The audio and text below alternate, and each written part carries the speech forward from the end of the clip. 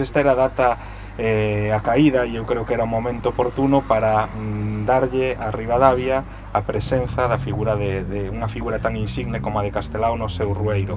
Por eso creo que foi un momento oportuno para convertir esta entrada, unha das entradas principais de Ribadavia, na avenida Castelao, que a partir de agora pois terá ademais a Castelao dando a benvida a todas as persoas que chegan a Ribadavia.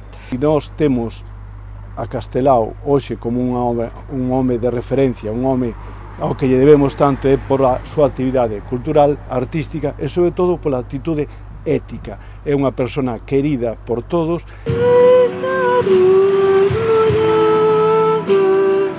De tanto como tu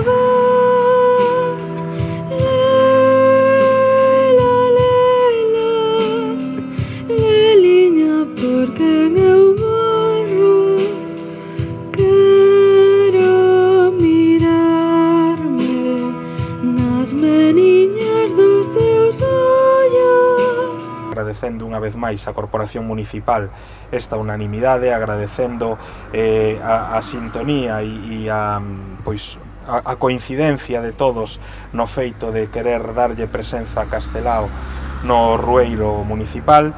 Este homenaxe de Ribadavia a Castelao, felicito a Corporación por esa unanimidade e porque Castelao estea presente, que xa estaba de outra maneira en Ribadavia. Eu creo que de xustiza que todas as administracións públicas e institucións pois fagamos nosa esa figura e reivindiquemos a importancia que Castelao ten para a construción da nosa identidade cultural. Castelao é unha das figuras que se une a unha tradición xa galega de loita pola dignidade e pola identidade galega.